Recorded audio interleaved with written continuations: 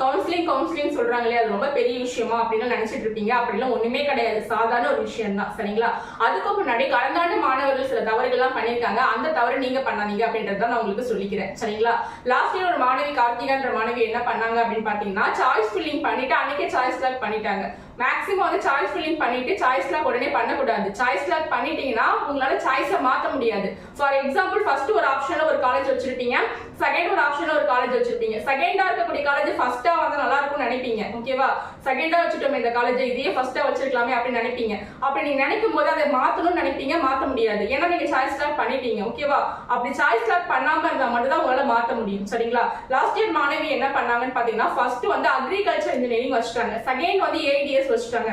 அவங்க cut off அதிகம்ன்றதால first college தான் அவங்களுக்கு கிடைக்கிறதுக்கு வாய்ப்பு இருக்கு. ஓகேங்களா? அப்படிப்பட்ட ஒரு சூழ்நிலையில என்ன பண்ணாங்கன்னா, சாய்ஸ் லாக் பண்ணிட்டு என்கிட்ட வந்தாங்க. மேம் நான் என்ன பண்றது, எனக்கு வந்து ஏடிஎஸ் தான் படிக்கணும், நான் தெரியாம அக்ரிகல்ச்சர் வச்சுட்டேன் அப்படின்னு சொன்னாங்க. நான் என்ன சொன்ன, போயிட்டு அப்படின்னு சொன்னா உடனே டிசியை போய் கான்டாக்ட் பண்ணி கஷ்டப்பட்டு ஒரு நாள் ஃபுல்லா உட்கார்ந்து மாத்திட்டு வந்தாங்க. சரிங்களா? லெட்டர் எழுதி கொடுத்துட்டு. சோ இந்த மாதிரி ஒரு தவறு பண்ணி நீங்க கஷ்டப்படாதீங்க. சரிங்களா? சாய்ஸ் லாக்கே பண்ணலாம் கூட பரவாயில்ல, அதுவே ஆட்டோமேட்டிக்கா சாய்ஸ் லாக் ஆயிடும். சரிங்களா? சாய்ஸ் ஃபில்லிங் வந்து பாத்தீங்கன்னா 3 நாள் சாய்ஸ் ஃபில்லிங் பண்ண டைம் கொடுப்பாங்க. ஃபர்ஸ்ட் நாள் வந்து 10 மணில இருந்து ஆரம்பிக்கும், 3வது நாள் 5 மணியோட முடிவடையும். சரிங்களா? 3வது நாள் 5 மணிக்கு முடிவடையுது இல்லையா? அப்போ நீங்க 4:30 மணிக்கு முன்னாடி கூட நீங்க என்ன பண்ணிக்கலாம், 4:30 மணிக்கு மேல கூட நீங்க சாய்ஸ் லாக் பண்ணிக்கலாம். ஓகேவா? அதெல்லாம் ஒரு பிரச்சனை இல்ல. அதனால உடனே சாய்ஸ் லாக் பண்ணிடாதீங்க, அது வந்து ஒரு தப்பான ஒரு விஷயம். சரிங்களா? நீங்க வந்து சாய்ஸ் லாக் மாத்த முடியாம ரொம்ப கஷ்டப்படுவீங்க. சரி, அதுக்காக இந்த விஷயத்தை நான் சொல்லிக்கிறேன். அண்ட் வந்து பாத்தீங்கன்னா இப்ப வந்து நான் உங்களுக்கு சாய்ஸ் ஃபில்லிங் எப்படி பண்றது அப்படின்னு சொல்லிடுறேன். சாய்ஸ் ஃபில்லிங்ல நீங்க வந்து ஃபர்ஸ்ட் ஆஃப் ஆல் எந்த காலேஜ் வைக்கணும்னு விருப்பப்படுறீங்களோ ரொம்ப உங்களுக்கு ஃபேவரான காலேஜா ஃபர்ஸ்ட் வைங்க. அதே மாதிரி உங்களுக்கு ரொம்ப ஃபேவரான டிபார்ட்மெண்ட்டையும் ஃபர்ஸ்ட் வைங்க. ஓகேவா? மேக்ஸிமம் எப்படி வந்து உங்களுக்கு சிஸ்டம் வந்து உங்களுக்கு வந்து காலேஜ் அலாட்மெண்ட் பண்ணும் அப்படின்னு பாத்தீங்கன்னா ஃபர்ஸ்ட்ல இருந்து தான் பார்க்கும். ஓகேவா? ஃபர்ஸ்ட் நீங்க எந்த காலேஜ் வச்சிருக்கீங்களோ அதுக்கு தான் ஃபர்ஸ்ட் ப்ரிஃபரன்ஸ் கொடுத்து உங்களுக்கு காலேஜை கொடுக்கும். அது கிடைக்கலாம் செகண்ட் சாய்ஸ், அதுவும் கிடைக்கலாம் தேர்ட் சாய்ஸ். இப்படிதான் வந்து சிஸ்டம் வந்து ஒவ்வொரு காலேஜா வந்து பார்த்து உங்களுக்கு அலாட்மெண்ட் பண்றது. அதனால நீங்க வந்து ரொம்ப ஃபேவரான காலேஜ் தான் ஃபர்ஸ்ட் லைனா ஆர்டரா வச்சுட்டு வரணும். சரிங்களா? இது நீங்க வைக்கல அப்படின்னா உங்களுக்கு தான் லாஸ். ஓகேவா? அதனால இந்த ஒரு விஷயத்தை நீங்க தெரிஞ்சுக்கோங்க. இன்னொரு விஷயம் என்னன்னா, உங்களுக்கு கவுன்சிலிங் 3 ரவுண்டா நடக்கும். சரிங்களா? 200ல இருந்து 175 கட் ஆஃப் இருக்கிறவங்க வரைக்கும் ஃபர்ஸ்ட் ரவுண்ட்ல வருவீங்க. 175 பிலோல இருந்து 140 கட் ஆஃப் இருக்கிறவங்க வரைக்கும் செகண்ட் ரவுண்ட்ல வருவீங்க. அந்த 140 பிலோ இருக்கிறவங்க தேர்ட் ரவுண்ட்ல வருவீங்க. சரிங்களா? சோ இப்போ வந்து பாத்தீங்கன்னா ஃபர்ஸ்ட் ரவுண்ட் ஸ்டூடெண்ட்ஸ்க்கு கவுன்சிலிங் முடிஞ்சு அவங்க காலேஜ்ல ஜாயின் பண்ணதுக்கு அப்புறம் தான் ரவுண்ட் 2க்கு வந்து கவுன்சிலிங் ஸ்டார்ட் ஆகும். சரிங்களா? ரவுண்ட் 2 ஸ்டூடெண்ட் வந்து கவுன்சிலிங் அட்டெண்ட் பண்ணி காலேஜ் ஜாயின் பண்ணதுக்கு அப்புறம் தான் ரவுண்ட் 3 ஸ்டூடெண்ட்ஸ்க்கு வந்து கவுன்சிலிங் வந்து ஸ்டார்ட் ஆகும். சரிங்களா? இப்படிதான் வந்து உங்களுக்கு கவுன்சிலிங் வந்து நடத்தி முடிப்பாங்க. சரியா? எல்லா அந்த 3 ரவுண்டுக்கும் ஒரே மாதிரி தான் கவுன்சிலிங் நடக்கும், எந்த விதமான மாற்றமும் கிடையாது. அதே மாதிரி ஜெனரல் கவுன்சிலிங்கும் 7.5 கவுன்சிலிங்கும் ஒரே மாதிரி தான் நடக்கும். சரிங்களா? 7.5 ரிசர்வேஷன் ஸ்டூடெண்ட்ஸா இருந்தாங்கன்னா 2 கவுன்சிலிங்குமே அட்டெண்ட் பண்ணலாம். ஜெனரல் கவுன்சிலிங்கும் அட்டெண்ட் பண்ணலாம், 7.5 ரிசர்வேஷன் கவுன்சிலிங்கும் அட்டெண்ட் பண்ணலாம். ஜெனரல் கவுன்சிலிங் அட்டெண்ட் பண்ணீங்கன்னா நீங்க எல்லா ஸ்டூடெண்ட்ஸும் கட்டுற மாதிரி பணம் கட்டணும். 7.5 ஸ்டூடெண்ட்ஸா இருந்தா நீங்க வந்து பணம் கட்டாம ஃப்ரீயா ஜாயின் பண்ணிக்கலாம். இதுதான் ரெண்டுத்துக்கும் இருக்கக்கூடிய டிஃபரன்ஸ். சரிங்களா? சோ இதை நீங்க புரிஞ்சுக்கணும். அதே மாதிரி வந்து பாத்தீங்கன்னா கவுன்சிலிங் ஃபர்ஸ்ட் வந்து நடக்குது இல்லையா? ஃபர்ஸ்ட் என்ன பண்ணுவோம்னா சாய்ஸ் ஃபில்லிங் பண்றதுக்கு 3 நாள் டைம் கொடுப்பாங்க. சாய்ஸ் ஃபில்லிங் பண்ணி சாய்ஸ் லாக் பண்றது. சாய்ஸ் ஃபில்லிங்னா என்னன்றது சொன்னேன் இல்லையா? சாய்ஸ் ஃபில்லிங்னா என்னன்னா, உங்களுக்கு பிடிச்சமான காலேஜை சாய்ஸா வச்சு ஃபில் பண்றதுக்கு பேர் தான் சாய்ஸ் ஃபில்லிங். சரியா? சோ உங்களுக்கு பிடிச்சமான காலேஜ்ல உங்களுக்கு பிடிச்சமான டிபார்ட்மெண்ட்டை சாய்ஸா வச்சு ஃபர்ஸ்ட் ஆர்டரா வந்து ஃபில் பண்ணிட்டு வாங்க. சரிங்களா? சோ இப்படிதான் நீங்க சாய்ஸ் ஃபில்லிங் பண்ணணும். சோ அந்த 3 நாள் உங்களுக்கு சாய்ஸ் ஃபில்லிங் பண்ணி சாய்ஸ் லாக் பண்றதுக்கு டைம் கொடுப்பாங்க. 4வது நாள் என்ன பண்ணுவாங்கன்னா, நீங்க சாய்ஸ் ஃபில்லிங் பண்ணி சாய்ஸ் லாக் பண்ண காலேஜ்ல இருந்து ஒரு காலேஜை உங்களுக்கு கொடுப்பாங்க. ஓகேவா? நீங்க 1000 college for example 1000 college choice filling பண்ணிருக்கீங்கன்னா அதுல ஒரு காலேஜ் உங்களுக்கு எந்த காலேஜ்னு சூஸ் பண்ணி அவங்க அலாட்மெண்ட்ல கொடுத்துருவாங்க.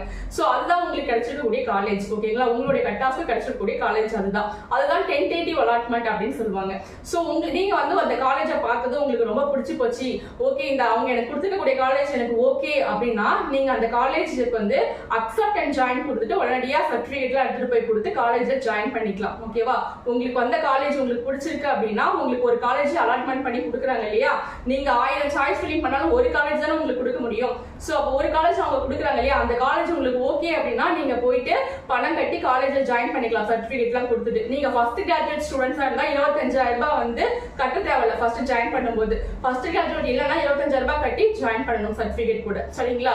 சோ மீதி பணம் அப்புறம் கட்டுற மாதிரி இருக்கும். அதுக்கு 4வது நாள் ஓகே ஓகேவா? 3 நாள் முடிஞ்சு 4வது நாள் நான் சொன்னேன் இல்லையா, 4வது நாள் இந்த மாதிரி வந்து காலேஜ் அலாட்மெண்ட் வந்ததுக்கு அப்புறம் நீங்க அக்செப்ட் அண்ட் ஜாயின் கொடுத்துட்டு காலேஜ்ல ஜாயின் பண்றதுக்கு ஒரு 5 நாள் டைம் கொடுப்பாங்க. சரிங்களா? இது ஒரு ஆப்ஷன். இன்னொன்று வந்து இந்த ஆப்ஷன் உங்களுக்கு ஓகே தான், உங்களுக்கு ஒரு காலேஜ் கொடுத்துருக்காங்க இல்லையா, அந்த காலேஜ் ஓகே தான். ஃபார் எக்ஸாம்பிள் நீங்க கொடுத்த 1000 சாய்ஸ்ல உங்களுக்கு 10வது இருக்கக்கூடிய சாய்ஸ் கொடுத்துருக்காங்க. ஆனா இந்த 10வது சாய்ஸ் வந்து உங்களுக்கு ஓகே, ஆனா மேல இருக்கக்கூடிய 9 சாய்ஸ்ல ஏதாவது உங்களுக்கு கிடைச்சிருந்தா டபுள் ஓகே அப்படின்னு நீங்க ஃபீல் பண்றீங்க அப்படின்னா அக்செப்ட் அண்ட் அப்வர்ட் அப்படின்ற ஒரு ஆப்ஷனை கொடுக்கணும். இந்த ஆப்ஷன் கொடுக்கறதால என்ன பெனிஃபிட் அப்படின்னு பாத்தீங்கன்னா, இந்த காலேஜ் எனக்கு ஓகே தான், ஆனா மேல இருக்கக்கூடிய காலேஜ் கிடைச்சா எனக்கு டபுள் ஓகே, அதனால நான் மேல இருக்கக்கூடிய காலேஜ் கிடைக்குமா அப்படின்னு சொல்லிட்டு கொஞ்ச நாள் வெயிட் பண்ணி பாக்குறேன். அப்படி கிடைக்கலன்னா நான் இந்த காலேஜை ஜாயின் பண்ணிக்கிறேன் அப்படின்னு அர்த்தம். இதுக்கு நீங்க என்ன பண்ணணும்னா இந்த ஆப்ஷனை கொடுத்துட்டு டிஎஃப்சி சென்டருக்கு போகணும். சரிங்களா? இதுக்கு உங்களுக்கு 2 வேலை இருக்கு. டிஎஃப்சி சென்டருக்கு போயிட்டு அங்க போய் உங்க சர்டிபிகேட் பணம் எல்லாம் கட்டிட்டு வெயிட் பண்ணணும். சரிங்களா? வெயிட் பண்ணிட்டு நீங்க வந்து அடுத்தது உங்களுக்கு காலேஜ் கிடைக்கிற வரைக்கும் வெயிட் பண்ணணும். சோ அதுக்கப்புறமா நீங்க மேல கொடுத்துருக்கக்கூடிய ஆப்ஷன்ல ஏதாவது ஒரு காலேஜ் கிடைச்சிச்சுன்னா உங்களுக்கு ப்ரொபஷனல் அலாட்மெண்ட் கொடுத்துட்டு நீங்க காலேஜ்ல போய் ஜாயின் பண்ண சொல்லுவாங்க. அப்படி மேல இருக்கக்கூடிய காலேஜ் கிடைக்கல அப்படின்னா இதே காலேஜ்ல போய் நீங்க ஜாயின் பண்ற மாதிரி இருக்கும். இதுதான் அக்செப்ட் அண்ட் அப்வர்ட். ஓகேங்களா? இது தவிர்த்து இன்னும் நிறைய ஆப்ஷன்ஸ் தான் இருக்கு. டிக்ளைன் அண்ட் அப்வர்ட் இருக்கு, மூவ் டு நெக்ஸ்ட் ரவுண்ட் இருக்கு. சோ இதெல்லாம் எனக்கு தெரிஞ்சு தேவையில்லை அப்படின்றது தான் என்னுடைய கருத்து. சரிங்களா? மூவ் டு நெக்ஸ்ட் ரவுண்ட்லாம் தேவையே இல்லை. ஏன்னா நீங்க ரவுண்ட் 1 ஸ்டூடெண்ட்ஸா இருந்துட்டு எதுக்காக ரவுண்ட் 2க்கு போக போறீங்க? நீங்க ரவுண்ட் 2 ஸ்டூடெண்ட்ஸா இருக்கீங்கன்னா எதுக்காக ரவுண்ட் 3க்கு போக போறீங்க? சரிங்களா? அதனால இதெல்லாம் தேவையில்லை. இந்த 2 ஆப்ஷனையும் நீங்க கவுன்சிலிங்கா முடிச்சுக்கலாம்ன்றத என்னுடைய கருத்து. இருந்தாலும் இருக்கக்கூடிய இந்த ஆப்ஷனையும் நான் உங்களுக்கு எக்ஸ்பிளைன் பண்ணிடுறேன். சரிங்களா?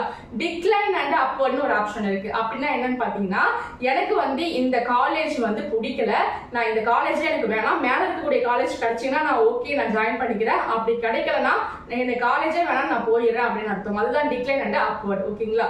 இன்னொன்று வந்து பாத்தீங்கன்னா decline and move to next round. எனக்கு இந்த காலேஜே வேணாம், எனக்கு மேல இருக்கக்கூடிய காலேஜ் எதுவுமே எனக்கு எந்த காலேஜே வேணாம், நான் நெக்ஸ்ட் ரவுண்டுக்கு போயிடுறேன், இந்த ரவுண்டே வேணாம் நான் நெக்ஸ்ட் ரவுண்டுக்கு போயிடுறேன் அப்படின்னு அர்த்தம். சரிங்களா? இதுவும் ஒரு முட்டாள்தனமான ஒரு விஷயம், இதை பண்ணாதீங்க. சரிங்களா? நான் சொன்ன மாதிரி அந்த 2 ஆப்ஷனோட கவுன்சிலிங்கா முடிச்சுக்கோங்க. ஓகேவா? இன்னொன்று வந்து பாத்தீங்கன்னா டிக்ளைன் அண்ட் குயிட்னு ஒரு ஆப்ஷன் இருக்கு. அப்படின்னா எனக்கு கவுன்சிலிங்கே வேணாம் அப்படின்னு அர்த்தம். ஓகேவா? கவுன்சிலிங்கே வேணாம்னு சொல்றதுக்காக 3 மாசம் வெயிட் பண்ணீங்க. சோ அதனால இந்த ஆப்ஷனும் ஒரு முட்டாள்தனமான ஆப்ஷன், இதுவும் வேண்டாம். சரிங்களா? இன்னொன்று வந்து பாத்தீங்கன்னா upward and move to next round ஒரு ஆப்ஷன் இருக்கு. அதாவது எனக்கு இந்த காலேஜ் வேணாம், மேல இருக்கக்கூடிய காலேஜ் கிடைச்சா ஓகே, அப்படி இல்லைன்னா நான் நெக்ஸ்ட் ரவுண்டுக்கு போறேன் அப்படின்னு அர்த்தம். சரிங்களா?